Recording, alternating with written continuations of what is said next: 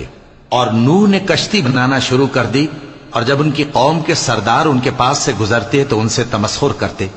وہ کہتے کہ اگر تم ہم سے تمسخر کرتے ہو تو جس طرح تم ہم سے تمسخر کرتے ہو اسی طرح ایک وقت ہم بھی تم سے تمسخر کریں گے، اور تم کو جلد معلوم ہو جائے گا کہ کس پر عذاب آتا ہے جو اسے رسوا کرے گا، اور کس پر ہمیشہ کا عذاب نازل ہوتا ہے۔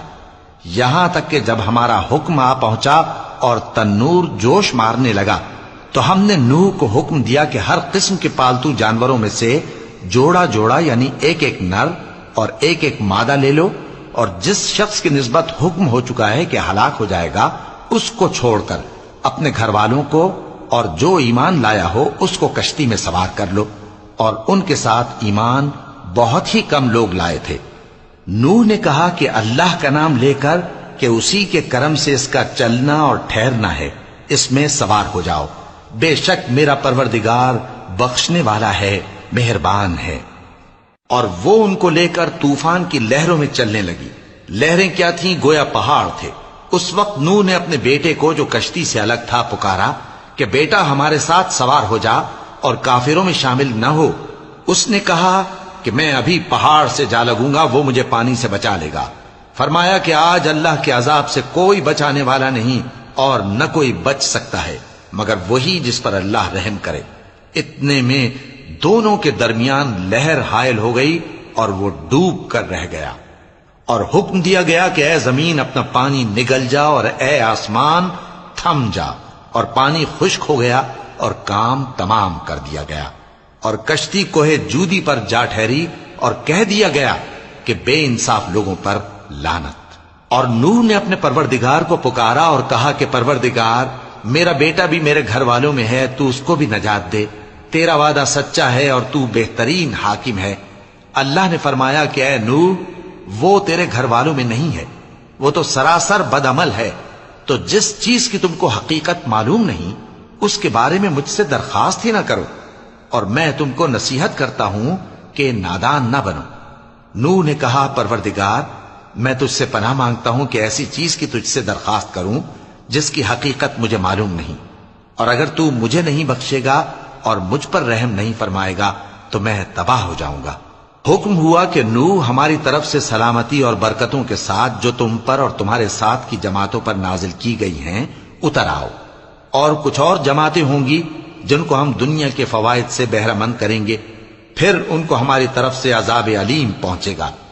یہ حالات غیب کی خبروں میں سے ہیں جو ہم تمہاری طرف بھیجتے ہیں، اور اس سے پہلے نہ تم ہی ان کو جانتے تھے اور نہ تمہاری قوم ہی ان سے واقف تھی، تو صبر کرو کہ انجام پرہیزگاروں ہی کا بھلا ہے۔ اور ہم نے قوم عاد کی طرف ان کے بھائی ہود کو بھیجا۔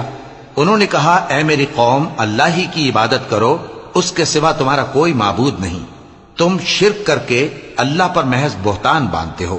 میری قوم میں اس واعظ و نصیحت کا تم سے کچھ صلہ نہیں مانگتا، میرا صلہ تو اس کے ذمے ہے جس نے مجھے پیدا کیا، بھلا تم سمجھتے کیوں نہیں؟ اور اے قوم اپنے پروردگار سے بخشش مانگو، پھر اس کے آگے توبہ کرو، وہ تم پر آسمان سے موسلا دھار بارش برسائے گا اور تمہاری طاقت پر طاقت بڑھائے گا، اور دیکھو گناہگار بن کر روگردانی نہ کرو۔ وہ بولے ہود تم ہمارے پاس کوئی دلیل ظاہر نہیں لائے، اور ہم صرف تمہارے کہنے سے نہ اپنے معبودوں کو چھوڑنے والے ہیں اور نہ تم پر ایمان لانے والے ہیں۔ ہم تو یہ سمجھتے ہیں کہ ہمارے کسی معبود نے تمہیں تکلیف پہنچا کر دیوانہ کر دیا ہے۔